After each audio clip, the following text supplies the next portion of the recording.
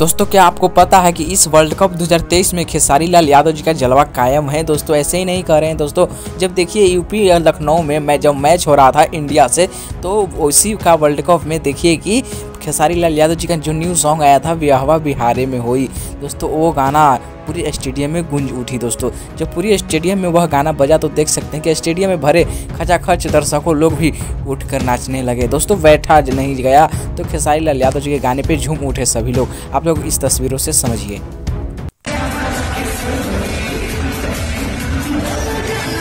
जी हाँ दोस्तों, एक कारनामा सिर्फ खेसारी लाल यादव ही कर सकते हैं और किसी का बस की बात ही नहीं है। दोस्तों खेसारी लाल यादव जी का गाना स्टेडियम में बजना छोटा मोटा बात नहीं है दोस्त, क्योंकि पूरे स्टेडियम में खेसारी लाल यादव जी का गाना बजा। दोस्तों इससे बड़ी बात क्या हो सकती है। ऐसे में दोस्तों आप क्या कहना चाहेंगे कमेंट बॉक्स में कहिएगा और मेरे चैनल सब्सक्राइब कर लीजिए।